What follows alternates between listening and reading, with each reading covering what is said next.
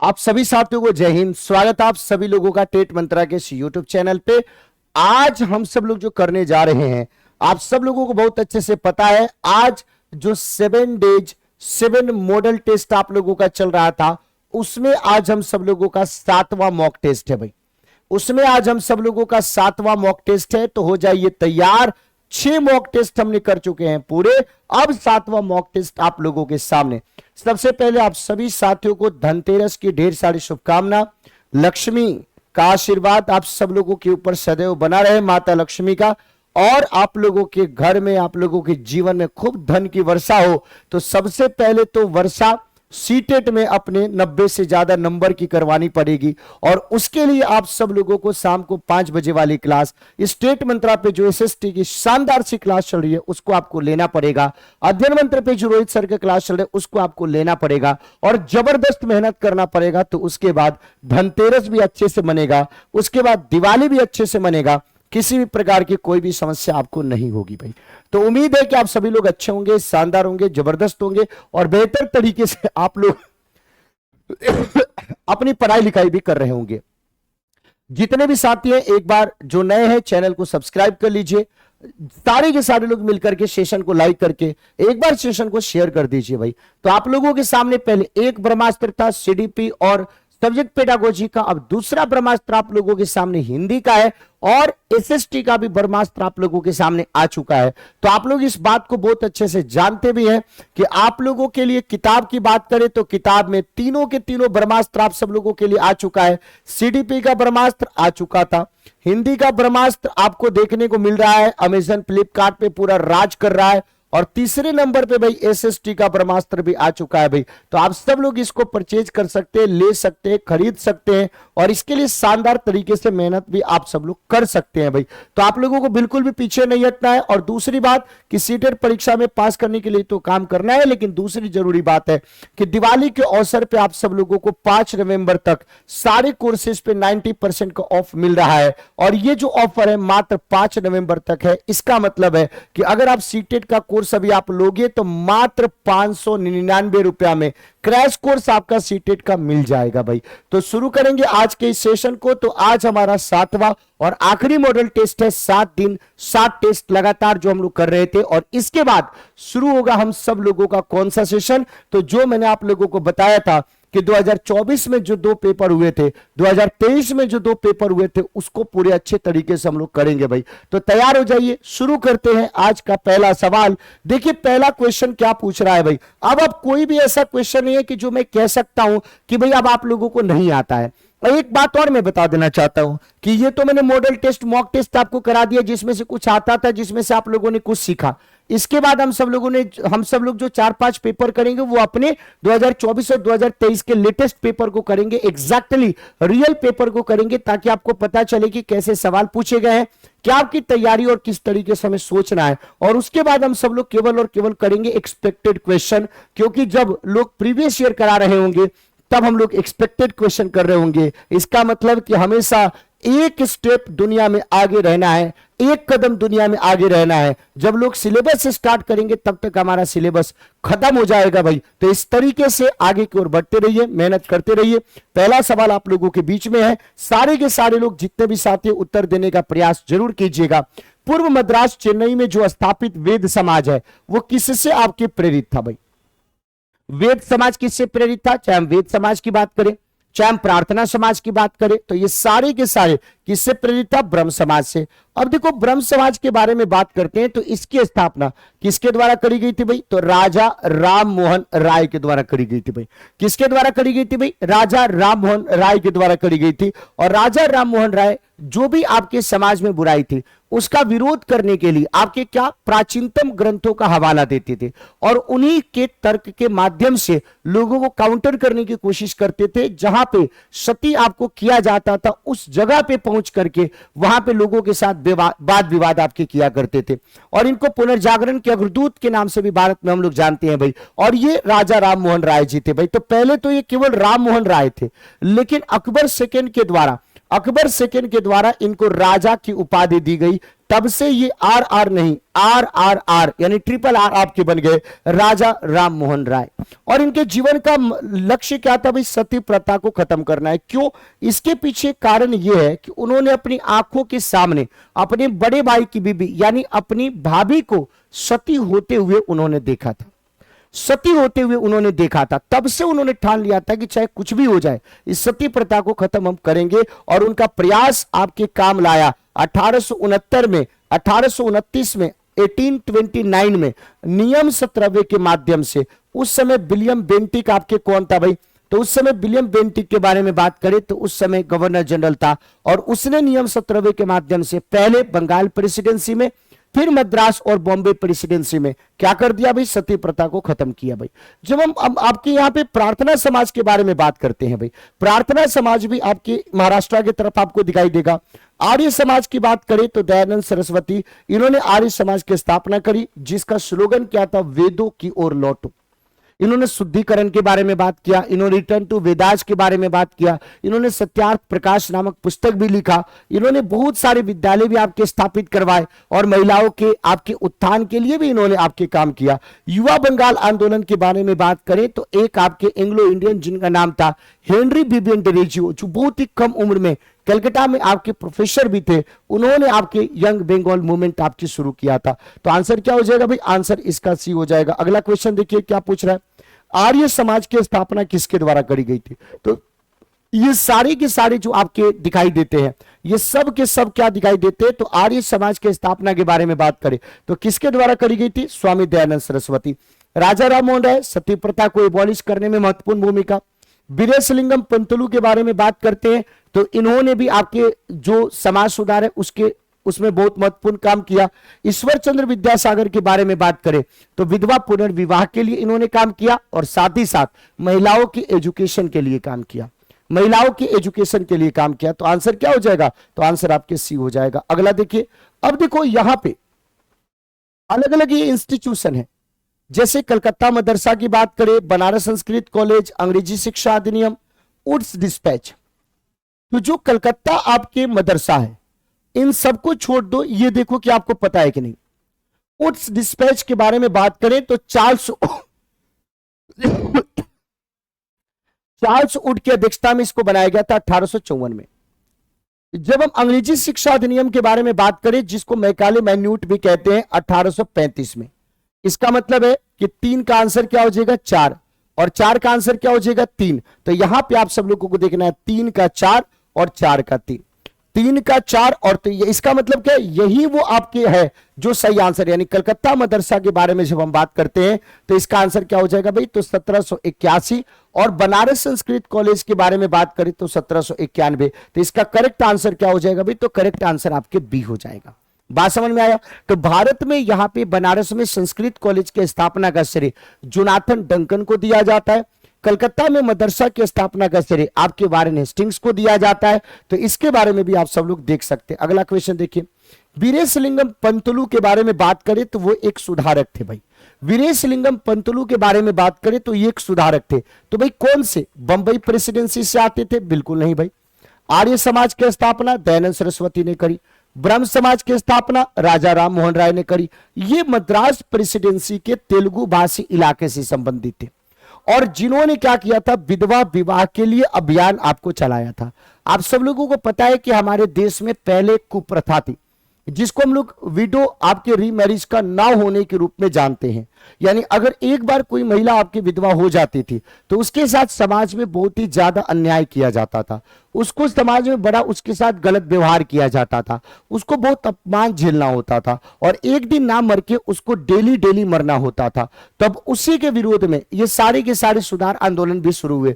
तो वीरेशलिंगम पंतलू के बारे में जब हम बात करें तो मद्रास प्रेसिडेंसी के ये तेलुगु भाषी इलाके से आते थे जिन्होंने विधवा विवाह के लिए आपके अभियान चलाने का काम किया था भाई। अगला सवाल देखिए क्या पूछ रहा है भाई, कौन सा समाज सुधार और उनके कार्य का जोड़ा सही से आपको सुमेल किया गया है भाई? सही से सुमेल आपको किया गया है तो कौन सा समाज सुधार, कौन सा समाज सुधार और उनके कार्य का जोड़ा सही से आपको सुमेल किया गया भाई? तो देखो यहां पे जितने भी है, अब देखो अगर कहीं पे भी मैंने आपको बताया था कि जहां पे भी वनली आपको दिया है तो कभी कभी वनली ना लोनली रह जाता है, इसका मतलब है कि अकेले रह जाता है। तो वनली और लोनली का इस बात को आपको समझने की आवश्यकता है। तो देखो प्रार्थना समाज में कह रहा है कि केवल हिंदू ग्रंथों से विचार प्राप्त करना था। प्रार्थना समाज तो ये बिल्कुल भी सही बात नहीं है भाई। वेद समाज सिंह सभा से प्रेरित था, बिल्कुल भी नहीं, वो ब्रह्म समाज से प्रेरित था। सिंह सभा में विचारों की स्वतंत्रता। अलीगढ़ आंदोलन जो कि 1875 में सैयद अहमद खान के द्वारा आपको चलाया गया, उसका मेन जो मकसद था वो मेन मकसद था मॉडर्न एजुकेशन। उसका मेन मकसद था भाई आधुनिक शिक्षा, आधुनिक शिक्षा का प्रावधान, यानी मुसलमानों के सामाजिक स्थिति को और कैसे बेहतर बनाया जाए, उनकी स्थिति को और कैसे संभाला जाए, और इसके लिए उन्होंने एजुकेशन के ऊपर बल दिया, इसके लिए उन्होंने शिक्षा के ऊपर आपके बल दिया। तो यहां पे आप सब लोगों को ध्यान रखने की जरूरत है। तो आधुनिक शिक्षा, तो आंसर क्या हो जाएगा भाई, तो आंसर आपके बी हो जाएगा। अगला सवाल देखिए क्या पूछ रहा है भाई, तो which social reform and is work is correctly आपके मैच्ड, तो बता सकते हैं ना अलीगढ़ मूवमेंट मॉडर्न एजुकेशन से रिलेटेड सर सैयद अहमद खान के द्वारा इसको शुरू किया गया था। अगला सवाल देखिए, हेनरी डेरेजियो के बारे में बात करें, निम्नलिखित में से कौन से सुधार आंदोलन के नेता के तौर पे हम हेनरी बीबियन डेरेजियो को देखते हैं भाई। तो हेनरी डेरेजियो के बारे में बात करो, देखो यहां पे स्वाभिमान मूवमेंट के बारे में बात करें, आत्मसम्मान आंदोलन के बारे में बात करें, तो इनसे रिलेटेड कौन सा हो जाता है भाई, पेरियार हो जाता है भाई। इनसे रिलेटेड कौन से हो जाते हैं भाई, पेरियार, जिनको हम ईवी रामास्वामी नायकर पेरियार के नाम से भी जानते हैं। अलीगढ़ मूवमेंट के बारे में बात करें तो इससे रिलेटेड कौन से हो जाते हैं भाई, सैयद अहमद खान। इससे रिलेटेड कौन से हो जाते हैं भाई, तो उनका नाम है सैयद अहमद खान। और साथ ही साथ जब हम सिंह सभा आंदोलन के बारे में बात करें तो योग है पंजाब।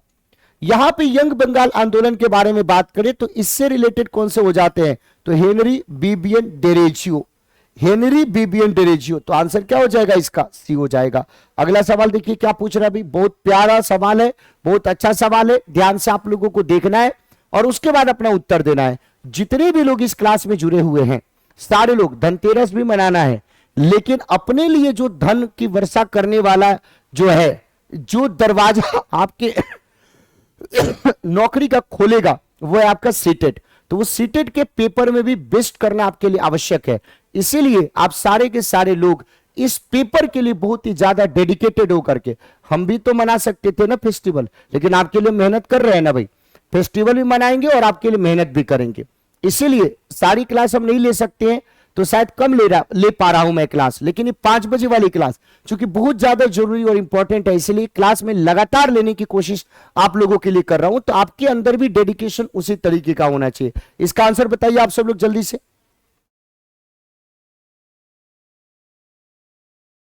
इसका आंसर आप लोग बताइए जल्दी से। क्वेश्चन देखिए क्या पूछ रहा है, बोले कि ब्रिटिश शासन की आदिवासी मामलों पर भूमिका के संदर्भ में सही विकल्प का चयन करें। भूमिका के संदर्भ में विचार करें और सही विकल्प का चयन करें भाई। अब देखो ब्रिटिश शासन के बारे में जब हम बात करते हैं तो ब्रिटिश शासन के तहत जो आदिवासी मुखियाओं के कार्यों और ताकत में बहुत ज्यादा परिवर्तन हुआ। इसका मतलब है कि पावर उनके पास रहा, लेकिन वो नाम मात्र का पावर था, वो उस तरीके का पावर नहीं था जिसका वो यूज कर सकते थे। तो ब्रिटिश शासन के तहत आदिवासी मुखियाओं के कार्यों और ताकत में बहुत परिवर्तन आया, बिल्कुल सही बात है, ठीक है, परिवर्तन आया। रियल पावर उनके पास नहीं रहा, लेकिन किस तरीके का पावर उनके पास रहा, तो जो आदिवासी मुखिया हैं उनको कई गांवों पर जमीनों का मालिकाना हक मिल गया और साथ में जमीन को किराए पर देने का अधिकार भी मिल गया। लेकिन सारा का सारा जो वास्तविक शक्ति है, जो रियल पावर है, वो सब किसके पास था भाई, अंग्रेजों के पास था। तो ये दोनों स्टेटमेंट आपके सही है। कभी कभी क्या होता है कि किसी किसी को पावर देकर के भी वो पावरलेस होता है, मतलब किसी किसी को आप शक्ति दे देते हैं लेकिन शक्ति देने के उपरांत भी वो शक्तिहीन आपके होता है। ये सवाल देखिए भाई, अलग अलग आपकी संस्था है, अलग अलग आपकी संस्था है और कौन सी संस्था में किस प्रकार की बात आपको करी गई है, आप सब लोगों को बताना है भाई। तो देखो अगर हम आपसे बात करते हैं ब्रह्म समाज, तो ब्रह्म समाज में किस चीज की बात करी गई भाई, आपकी मूर्ति पूजा का विरोध किया गया है, बलि का निषेध किया गया है, सती प्रथा का निषेध किया गया है। तो यहां पे एक ही आंसर है जो 1 का 3 है भाई। डेरेजियो और यंग बंगाल आंदोलन ये भी राम मोहन राय से प्रभावित थे, सोच और अभिव्यक्ति की स्वतंत्रता की मांग से संबंधित है। जब हम वेद समाज के बारे में बात करते हैं तो ये जातीय भेदभाव की समाप्ति को लेकर के बात करता है। जब हम रामकृष्ण मिशन को लेकर के बात करते हैं तो ये समाज सेवा के द्वारा मुक्ति। इसका मतलब जो आपके रामकृष्ण मिशन है वो किसके द्वारा शुरू किया गया था? तो स्वामी विवेकानंद जी के द्वारा। और स्वामी विवेकानंद जी मानव सेवा को सबसे बड़ी सेवा मानते थे। उनका बार बार यही कहना था कि अगर कोई व्यक्ति भूखा है तो उसको प्रवचन सुनाने का कोई फायदा नहीं है, क्योंकि भूखे पेट भजन नहीं होता, बिना भोजन के भजन नहीं हो सकता है। तो भजन के लिए भोजन आवश्यक है, यानी पहले उसको भरपेट खिलाइए, उसके बाद उसको भजन सुनाइए आप। तो यहां पे देखो तो ब्रह्म समाज मूर्ति पूजा का विरोध, आपके बलि का विरोध, सती प्रथा का विरोध, जो महिलाओं के साथ अन्याय होता था उसका विरोध, विधवा विवाह का समर्थन, सती प्रथा को आप सब लोगों को ध्यान रखने की जरूरत है भाई, सती प्रथा का विरोध। जब हम डेरिजो और यंग बंगाल मूवमेंट के बारे में बात करते हैं तो सोच व अभिव्यक्ति की स्वतंत्रता की मांग। और जब हम आपके वेद समाज के बारे में जब हम बात करते हैं तो जातीय भेदभाव की समाप्ति की बात। और रामकृष्ण मिशन, तो रामकृष्ण मिशन क्या है? तो स्वामी विवेकानंद जी के गुरु रामकृष्ण परमहंस के जो विचार है, जो सोच है, उनको दुनिया में प्रचार करना, प्रसार करना, उसके लिए आपके था। तो इसका आंसर क्या हो जाएगा? तो इसका आंसर आपके ए हो जाएगा। तो करेक्ट आंसर ए हो जाएगा भाई। इंग्लिश में आप सब लोग देख सकते हैं भाई। बोले कि अमार जीवन, अगर हम अमार जीवन के बारे में बात करें तो किसके अनुभवों का विवरण करती हुई एक आत्मकथा के तौर पे दिखाई देता है भाई? किसकी आत्मकथा के तौर पे आपको दिखाई देता है? तो जब हम अमार जीवन के बारे में बात करें तो अमार जीवन के अनुभव का विवरण करती हुई एक आत्मकथा है। तो ये किसकी ऑटोबायोग्राफी है? अगर आपसे सवाल पूछा जाए तो सर ये किसकी ऑटोबायोग्राफी है? क्या यह आध्यात्मिक गुरु, ये किसके आध्यात्मिक गुरु के अनुभव का है? क्या इसमें गृह सेवक कोई किसी आपके नौकर के एक्सपीरियंस इसमें बताया गया है? क्या इसमें दलितों का एक्सपीरियंस आपको बताया गया? वो तो ओम प्रकाश वाल्मीकि की कथा में बताया गया है, वो तो ओम प्रकाश वाल्मीकि की लेखनी में आपको बताया गया है। यहां पे जब हम अमार जीवन के बारे में बात करें तो वो अमार जीवन किसकी भाई? तो आप लोगों को पता है कि एक हाउसवाइफ थी राज सुंदरी देवी, बहुत बड़े परिवार में उनका विवाह हुआ, बहुत बड़े घर में शादी हुआ। वो पढ़ना लिखना चाहती थी, लेकिन ऐसी ऐसी बातें उनको कही जाती थी कि उनकी हिम्मत नहीं हो पाती थी कि हम आपके पढ़ाई कर सके। लेकिन तब भी उनके अंदर था कि नहीं हम पढ़ना चाहते, आई वांट टू स्टडी। और उन्होंने उसके लिए लगातार मेहनत किया और उसके बाद पढ़ाई भी करी। और फिर उन्होंने पहली महिला जिन्होंने अपनी आत्मकथा लिखी, और नाम क्या था भाई? अमार जीवन, बंगाली में। और नाम क्या था लिखने वाली का? राज सुंदरी देवी। और क्या थी भाई? वो एक हाउसवाइफ थी भाई। अगला सवाल देखिए, निम्नलिखित सामाजिक सुधारकों को उनके कार्य के साथ सुमेलित कीजिए। ये अलग अलग आपके सामाजिक सुधारक है भाई, और इन सारे के सारे सामाजिक सुधारकों के उनके कामों के साथ आपको मैच करना है कि भाई कौन किस किस काम के लिए हम उनको याद करते हैं भाई, किस किस काम के लिए हम उनको याद करते हैं। अगर आपसे सवाल पूछा जाए किस किस काम के लिए हम उनको याद करते हैं, अब सारे के सारे लोगों को पता होगा कि जब भी हम ज्योतिराव फूले के बारे में बात करें तो ज्योतिराव फूले को हम किस रूप में याद करते हैं भाई? ज्योतिराव फूले को हम किस तरीके से याद करते हैं? तो ज्योतिराव फूले को हम याद करते हैं उनका जो निम्न जाति के उत्थान को लेकर के उनका योगदान है, उसके लिए हम उसको याद करते हैं, पहली बात। दूसरी बात, महिलाओं के एजुकेशन के लिए भी हम उनको याद करते हैं, उसके लिए भी उन्होंने काम किया। तीसरी बात, उन्होंने एक बहुत ही शानदार सी किताब लिखी गुलामगिरी। उस गुलामगिरी जो पुस्तक है उसको उन्होंने किसको समर्पित किया भाई? उस गुलामगिरी पुस्तक को उन्होंने किसको समर्पित किया भाई? तो उन्होंने दास प्रथा के खिलाफ अमेरिका में जिन लोगों ने आवाज उठाई थी उसको उन्होंने डेडिकेट किया, साउथ अफ्रीका में नहीं, अमेरिका के अंदर। फिर ज्योतिबा फूले के बारे में बात करें तो ये इस बात की निंदा करते थे कि जो मूवमेंट आपको चलाया जा रहा है, उस बड़े बड़े मूवमेंट, वो बड़े बड़े ब्राह्मणों के द्वारा या बड़े बड़े उच्च जातियों के लोगों के द्वारा आपके मूवमेंट चलाया जा रहा है, मूवमेंट आपके चलाया जा रहा है, उसमें निम्न जाति के लोगों की कहीं पे बात आपको नहीं करी गई है, उसके विरोध में वो थे। और उन्होंने बोला कि आप अगर राम को अपना प्रतीक मानते हैं तो हम राम की जगह पे बलि को अपना प्रतीक मानेंगे, राजा बलि जो सुग्रीव के भाई थे। तो ज्योतिराव फूले के बारे में बात करते हैं भाई, तो इन्होंने क्या करा भाई? एक तो आप लोग समझ गए सत्यशोधक समाज की स्थापना, महिलाओं के एजुकेशन, तो इसके लिए उन्होंने महाराष्ट्र में लड़कियों के लिए आपके स्कूल खोलने का काम किया। जब हम बेगम रुकैया सखावत हुसैन के बारे में बात करें तो उन्होंने लेडी लैंड का सपना देखा था, इन्होंने लेडी लैंड का सपना देखा था। बेगम रुकैया सखावत हुसैन ने। और इन्होंने क्या किया भाई, तो इन्होंने बाद में, आप सब लोगों को पता है कि पटना में और कैलकाटा में इन दोनों जगह पे लड़कियों के लिए स्कूल खोला। और इन्होंने सुल्ताना का स्वप्न नामक पुस्तक भी, इनके जो सपने में वो सारा का सारा चीज हुआ था उसको उन्होंने एक्सप्रेस करने का काम किया। और जब उस लायक हुई तो इन्होंने काम किया भाई। एक मुमताज अली का भी नाम आ जाता है भाई, बेगम मुमताज अली इस तरीके का नाम आता है। उन्होंने कुरान की आयतों का हवाला दे करके महिलाओं की स्थिति में उत्थान के लिए काम आपको किया भाई। ताराबाई शिंदे के बारे में बात करें तो ताराबाई शिंदे ने क्या किया, तो स्त्री पुरुष तुलना नामक किताब लिखी। और पंडिता रमाबाई के बारे में बात करें तो पूना में विधवा गृह की स्थापना आपको करने का काम किया। तो अगर आपसे सवाल पूछा जाए तो आंसर क्या हो जाएगा भाई, ए का 3 हो जाएगा। फिर उसके बाद क्या हो जाएगा भाई, तो बी का 1 हो जाएगा। फिर उसके बाद क्या हो जाएगा भाई, तो सी का 4 हो जाएगा। फिर उसके बाद क्या हो जाएगा भाई, तो डी का 1 हो जाएगा। डी का क्या हो जाएगा, 2 हो जाएगा, सॉरी। तो 3 1 4 2 जहां पे भी दिख रहा है उसको आप करेक्ट आंसर मार दीजिए। तो 3 1 4 2 कहां पे दिख रहा है भाई, तो 3 1 यहां पे 3 होगा ना, इस 3 को कर लीजिएगा।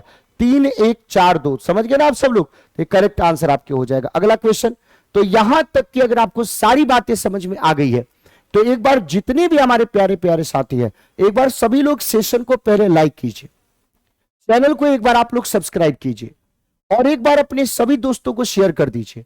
जिन्होंने लाइक कर दिया उनको बार बार ये नहीं कहना कि सर मैंने कर दिया है, आप सब लोग शेयर कर दीजिए।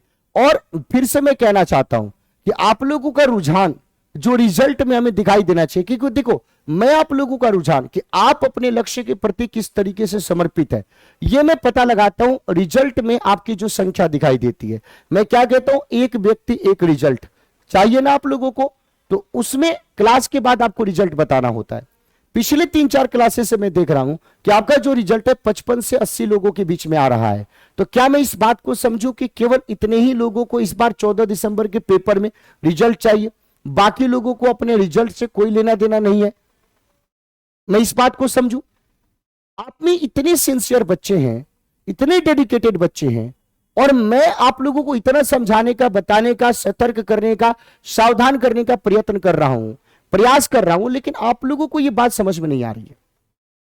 ऐसा ना हो जाए कि समय निकलने के बाद आपको चीजें समझ में आए, तो समय निकल जाने के बाद चीजें समझ में आएंगी तो कोई फायदा नहीं होगा। और 10 जगह पे घूमने से रिजल्ट नहीं होता है, कहीं पे भी एक जगह, चाहे कोई भी जगह हो, कहीं पे भी एक जगह मेहनत करने से होता है रिजल्ट, काम करने से रिजल्ट होता है, आपको बार बार प्रैक्टिस करने से होता है, उसी चीज को सतत प्रयास करने से आप लोगों को होता है,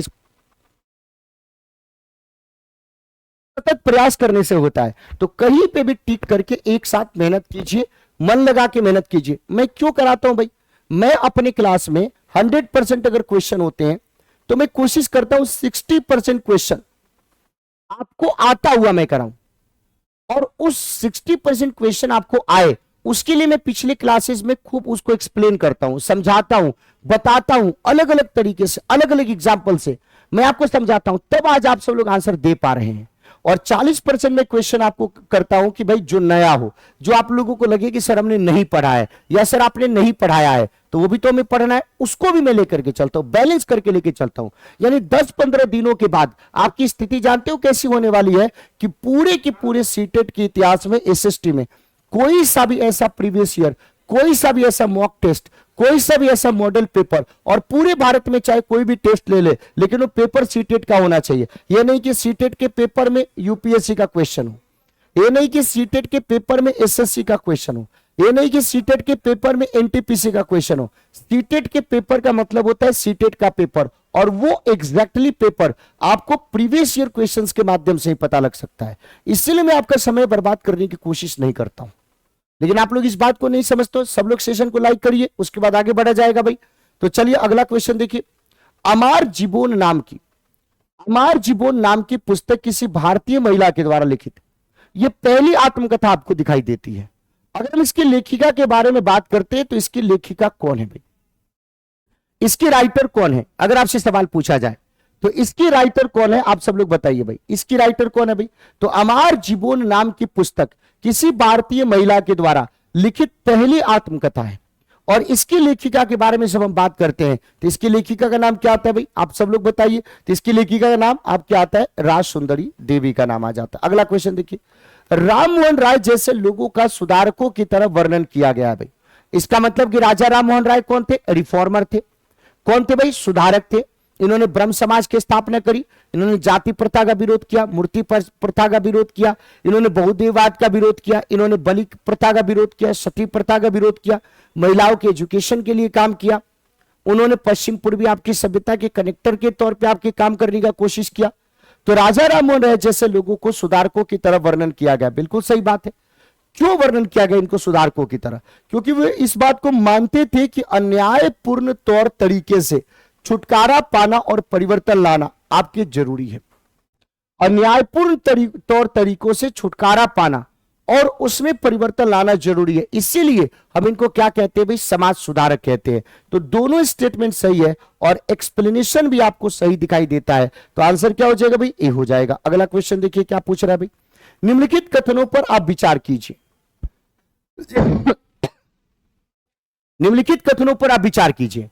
बोले कि भोपाल की बेगमों ने अलीगढ़ में लड़कियों के लिए प्राथमिक स्कूल या विद्यालय खोलने का काम किया। बिल्कुल। पटना में और कलकत्ता में किसने खोला था? तो बेगम रुकैया सखावत हुसैन ने। भोपाल की बेगमों ने, यानी अच्छे खासे परिवार से हैं, रसूख है, शक्ति है, उसको यूज करके अच्छा कर सकती है, उन्होंने किया। और भोपाल की बेगमों ने अलीगढ़ में लड़कियों के लिए प्राथमिक स्कूल या विद्यालय खोला। पंडिता रमाबाई के बारे में बात करें तो उन्होंने स्त्री पुरुष तुलना नाम से एक किताब प्रकाशित की। बिल्कुल गलत बात है। स्त्री पुरुष तुलना जो किताब है वो ताराबाई शिंदे की है। और जब पंडिता रमाबाई के बारे में बात करें तो उन्होंने पूना में विधवा गृह स्थापित करने की कोशिश की और करा भी उन्होंने, और उसके माध्यम से महिलाओं को सेल्फ डिपेंडेंट बनाने का काम किया। उन्होंने सेल्फ डिपेंडेंट यानी आत्मनिर्भर बनाने का काम आपके किया।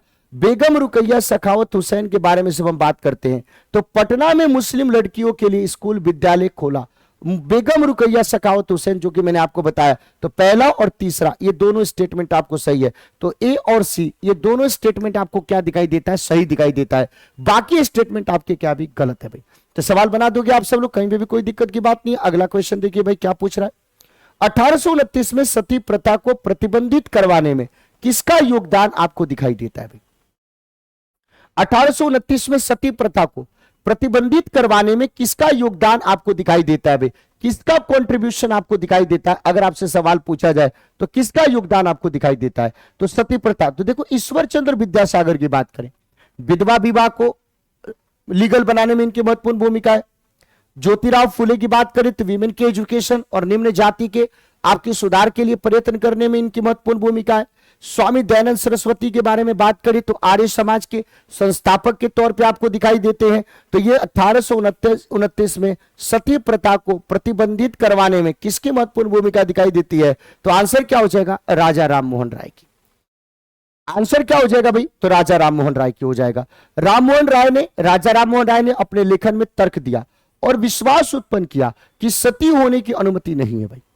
अब एक बात बताओ, आप लोग खुद सोचो कि अगर एक पुरुष है और उस पुरुष का देहांत हो गया, उस पुरुष की आपकी डेथ हो गई, अरे भाई तो उसकी पत्नी का उसमें क्या गलती है? उसकी पत्नी का उसमें क्या गलती? अगर उसकी डेथ हो गई तो उसकी पत्नी की कोई गलती है? नहीं। लेकिन लोग क्या करते थे? लोग क्या करते थे कि इसको तो जलाते ही थे, साथ ही साथ इसकी पत्नी को भी नंगे करके चिता पे बैठा करके जीवित आग लगा दिया जाता था। और उस समय के लोग तमाशबीन होकर के चारों तरफ खड़े होकर के हाथ पे हाथ बांधे इस चीज को देखते थे। कितना गलत बात है। आज के समय में कभी आप चाय बनाना, ये मान लीजिए कि बोतल है भाई, ये बोतल है और इस बोतल को हम लोग छूते, अगर पानी गर्म है तो फिर हम लोग क्या कहते हैं? ना ना ना भाई हटाओ हटाओ। अगर हम कुकर जिसमें चावल बनाते दाल बनाते उसको अगर हम छू ले तो फिर ऐसे ऐसे हाथ जाते रहते हैं। और समझो कि जिस महिला की कोई भी गलती नहीं है, उस महिला को आपने जीते जी आग लगा दिया। कितनी गलत बात है भाई, कितनी गलत बात है। तो यहां पे आप सब लोगों को यह व्यवस्था आप लोगों को ध्यान रखने की आवश्यकता है, देखने की जरूरत है भाई। आपने बोला कि सही बात। अब तो इतिहास हमेशा अपने आप को क्या करता है? रिवाइव करता है। मैं बार बार कहता हूं। तो पहले कौन सा प्रथा था भाई? तो पहले था सती प्रथा। और अब सती प्रथा की जगह पे कौन सा प्रथा आ गया भाई? सता प्रथा। यानी पहले पुरुषों के चलते महिलाएं जलती थी और अब महिलाओं के चलते पुरुष जलते हैं। जलते हैं कि नहीं? सरकारी नौकरी होता नहीं है, कितना भी मजबूत प्रेम होता है, छोड़ के भाग जाती है, बोलती है कि जा नालायक, तुमसे कुछ नहीं हो पाया। कम से कम कुछ नहीं तो एक हवलदार भी तो बन जाता जीवन में, है? बीएड नहीं तो कम से कम डीएलएड करके पीआरटी टीचर तो बन जाता। अरे कुछ नहीं तो सीटेट तो कम से कम निकाल लेता, लेकिन तुम नहीं निकाले। तो इतिहास हमेशा अपने आप को रिवाइव करता है। तो सती प्रथा और अब क्या गया भाई? सता प्रथा। मजा आ रहा है? तो राजा राम मोहन राय ने तर्क दिया और विश्वास उत्पन्न किया कि सती होने की अनुमति आपको नहीं है भाई,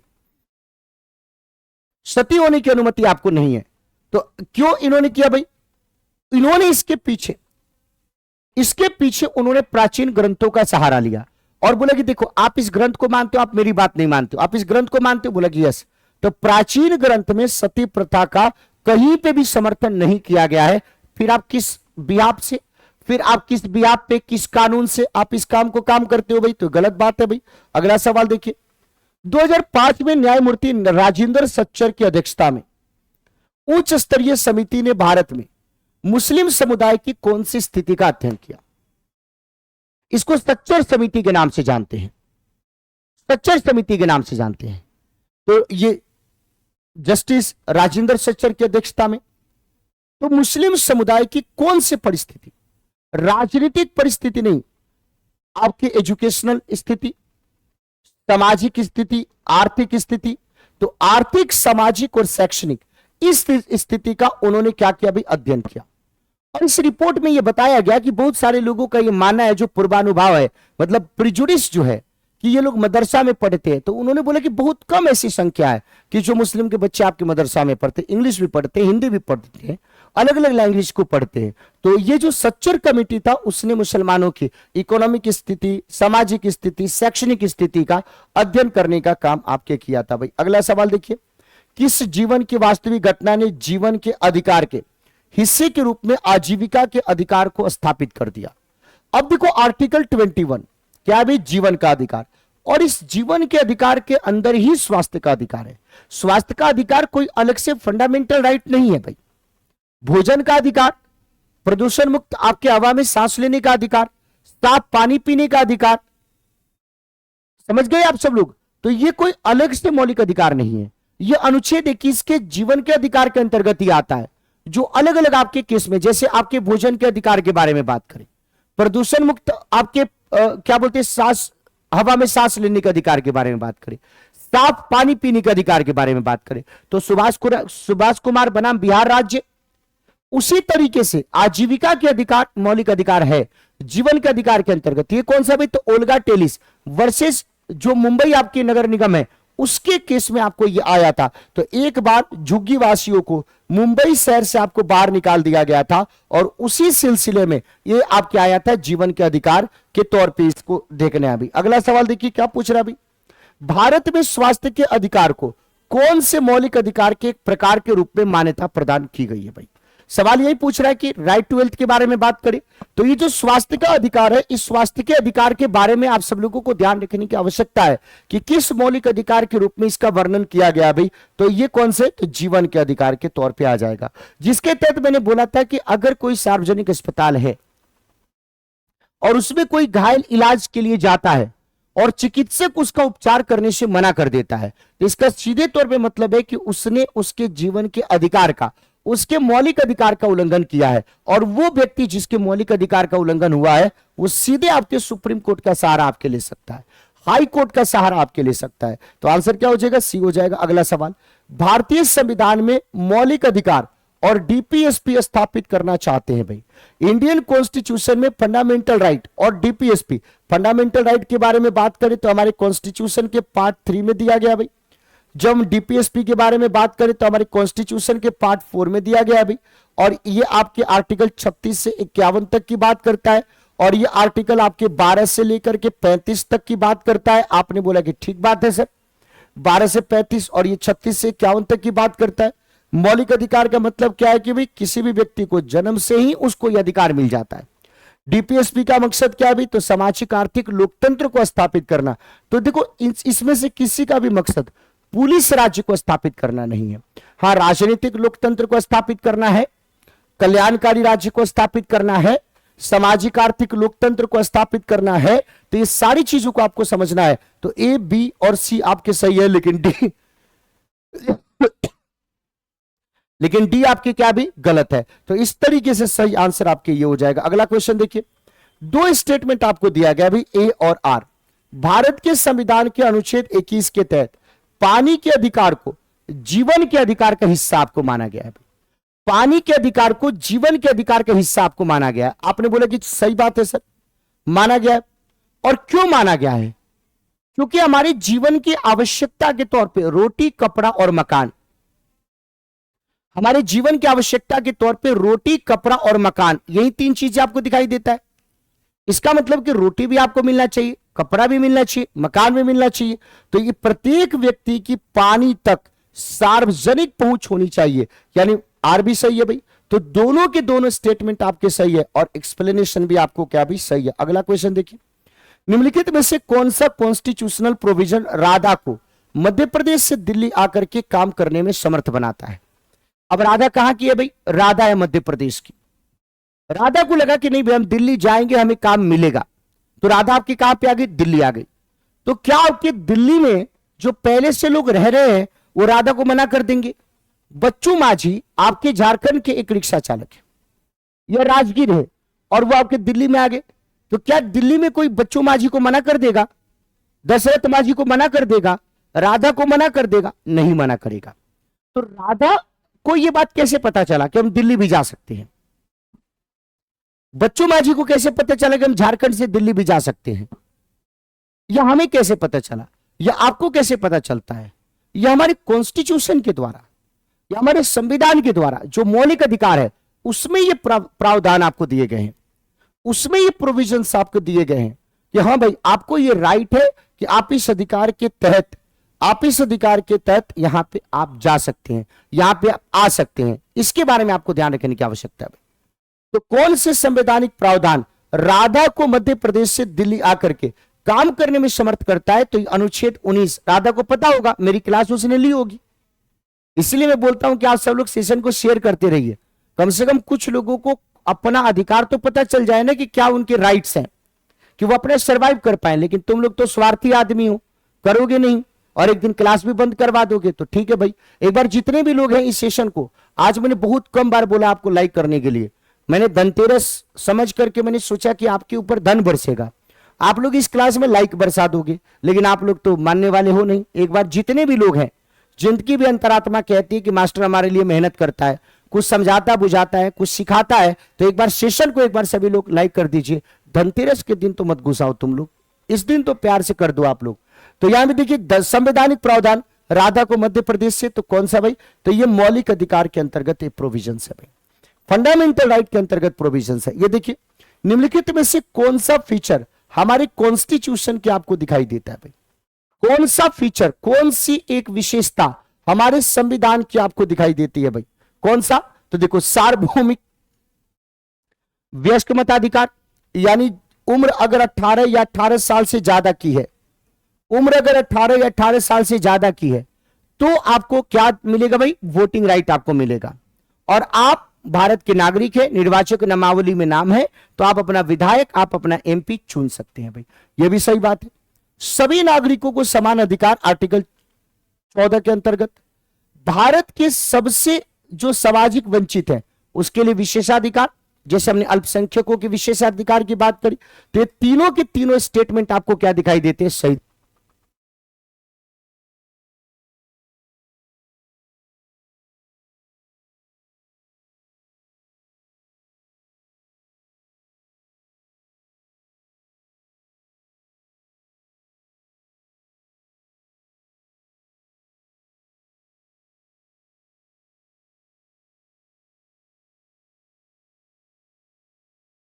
समझिए, तो तीनों के तीनों स्टेटमेंट आपको क्या दिखाई देते हैं? तो ये तीनों के तीनों स्टेटमेंट आपको सही दिखाई देते हैं। तो ए भी सही है, बी भी सही है, और सी भी सही है भाई। तो यहां पे सार्वभौमिक व्यस्क मताधिकार को अपनाना, यानी 18 साल या उससे ज्यादा की उम्र के किसी को अगर वोटिंग राइट मिल जाए तो सीधे तौर पे आप सब लोगों को समझने की आवश्यकता है कि इसको हम लोग बोलते हैं यूनिवर्सल एडल्ट फ्रेंचाइज कहते हैं भाई। तो आंसर क्या हो जाएगा भाई? डी हो जाएगा। अगला क्वेश्चन देखिए क्या पूछ रहा है, संविधान के कौन से भाग को भारतीय संविधान का अंतरात्मा माना जाता है? अब इसमें दो प्रेफरेंस आपको देने हैं भाई, मैंने आप लोगों को बताया था। प्रेफरेंस नंबर 1 आपको क्या देना है?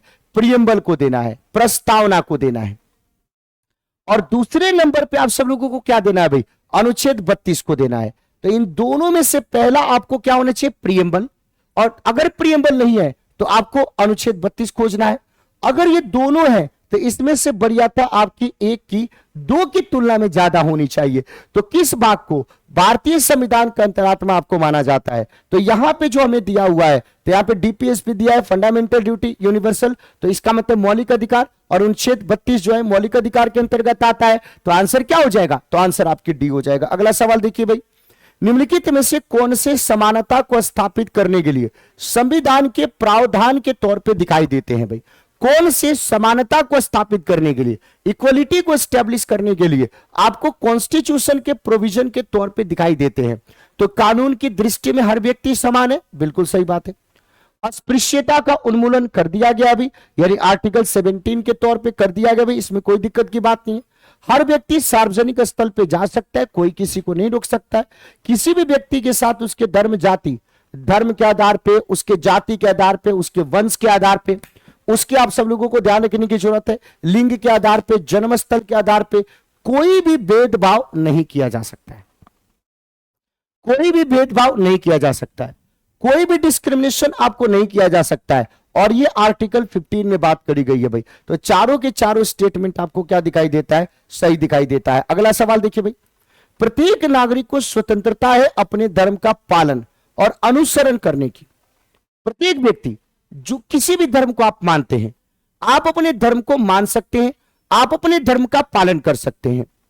ठीक है भाई, तो अपने धर्म का पालन करना, अनुसरण करना, ये सबकी शक्ति है। तो इंडियन कॉन्स्टिट्यूशन में प्रतिस्थापित कौन से सिद्धांत से यह स्वतंत्रता उत्पन्न हुई है भाई? कौन से सिद्धांत से? अगर हम बात करें, आप लोग देखो, आप जब प्रियम्बल को पढ़ोगे तो उसमें क्या कहा गया है? हम भारत के लोग भारत को संपूर्ण प्रभुत्व संपन्न समाजवादी पंथ निरपेक्ष लोकतंत्रात्मक गणराज्य बनाने के लिए। तो पहले पंथ निरपेक्ष शब्द नहीं था। 42वें संशोधन 1976, जिसको मिनी कॉन्स्टिट्यूशन कहते हैं, उसके थ्रू हमने अपने कॉन्स्टिट्यूशन में इस पंथ निरपेक्ष शब्द को जोड़ने का काम किया है। तो ये जो पंथ निरपेक्ष, देखो हमारे कॉन्स्टिट्यूशन में पंथ निरपेक्ष शब्द का प्रयोग किया गया भाई। हमारे कॉन्स्टिट्यूशन में पंथ निरपेक्ष शब्द का प्रयोग किया गया है, सेकुलर वर्ड का यूज किया गया है, लेकिन आमतौर पे हम लोग अपनी लैंग्वेज में उसको धर्मनिरपेक्षता कहकर के संबोधित करते हैं। उसको धर्मनिरपेक्षता कहकर के हम लोग संबोधित करते हैं। तो यहां पे धर्मनिरपेक्षता जो है, यानी हमारा कोई भी ऑफिशियल रिलीजन नहीं है, हमारे लिए सारे के सारे धर्म के लोग बराबर हैं, सभी धर्म को हम लोग रिस्पेक्ट देते हैं। हमारा देश, हमारा संविधान, हमारे लोग आपके रिस्पेक्ट देते हैं। इसीलिए तो हम सब लोग कहते हैं कि हिंदू, मुस्लिम, सिख, ईसाई हम सब है भाई भाई। और हमारी जो गंगा जमुनी तहजीब है उसकी खासियत के तौर पे आपको दिखाई देती है। तो यहां तक की बातें किसको किसको क्लियर है? एक बार सभी लोग सेशन को लाइक करके एक बार आप लोग बताएं। तो जितने लोगों ने कर दिया उनको बिल्कुल भी ये नहीं कहना है कि सर मैंने कर दिया, क्योंकि मैं जानता हूं जितने लोगों ने कर दिया सेशन को शेयर करें। चैनल को अगर आपने सब्सक्राइब नहीं किया है तो सारे के सारे क्लास और इंफॉर्मेशन के लिए चैनल को आप सब लोग सब्सक्राइब करें, और एक बार सारे के सारे दोस्त मिलकर के सेशन को आप सब लोग शेयर भी जरूर करें। तो एक बार सभी लोग लाइक करें, और किसको किसको अभी तक की क्लास अच्छी लग रही है बताइए। अब इसके बाद अंतिम 2 से 3 सवाल आप लोगों की होगी, और उसके बाद आप लोग धनतेरस मनाइए, और फिर हम लोग भी अपना काम करेंगे भाई। और फिर कल की क्लास में शाम को 5 बजे मिलेंगे भाई। ठीक है भाई, तो यहां पे ध्यान रखना है। तो सवाल समझ में आ गए? सभी लोग एक बार लाइक करो, जिसने जिसने नहीं किया है सारे लोग अपने फोन को चेक करके एक बार लाइक कीजिए भाई। चलिए अगला सवाल देखिए क्या पूछ रहा है भाई। अगला क्वेश्चन बोले कि भारत के संविधान में निम्नलिखित में से किसका उल्लेख नहीं किया गया भाई? किसका उल्लेख नहीं किया गया भाई? तो सरकार के ढांचे का उल्लेख किया गया भाई, सेंट्रल स्टेट, लोकल। राजनीतिक दलों के नाम का उल्लेख नहीं मिलता है।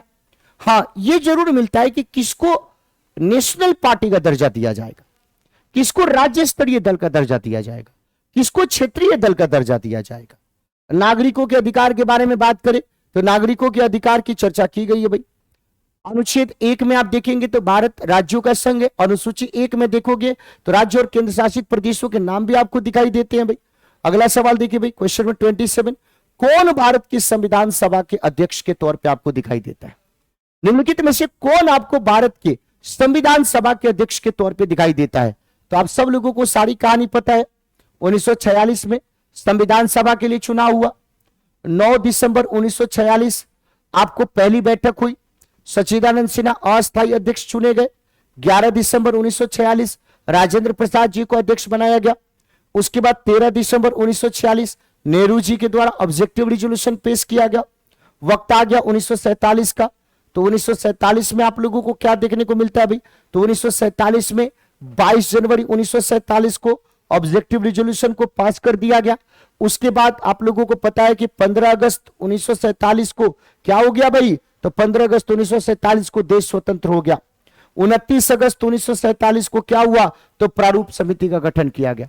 26 नवंबर 1949 को संविधान बन गया और 26 जनवरी 1950 को हमारा संविधान लागू हो गया। तो संविधान सभा के अध्यक्ष के तौर पे राजेंद्र प्रसाद, प्रारूप समिति के अध्यक्ष के तौर पे अंबेडकर जी का नाम आ जाता है भाई। अब सवाल अपनाया गया, पारित किया गया, ये एक चीज है, लागू किया गया अलग चीज है, इन दोनों को समझना है। तो भारत के संविधान को कब अपनाया गया था भाई? जितने भी लोग हैं सारे के सारे लोग एक बार आंसर जरूर दीजिए। तो भारत के संविधान को कब अपनाया गया था? तो कब अपनाया गया भाई? तो 26 नवंबर 1949 को। Adopted, enacted, give to ourselves, अंगीकृत, अधिनियमित और आत्मर्पित ये अलग चीज है, लागू करना एक अलग चीज है भाई। निम्नलिखित में से कौन भारत के संविधान की समवर्ती सूची के मामलों में कार्य करता है भाई?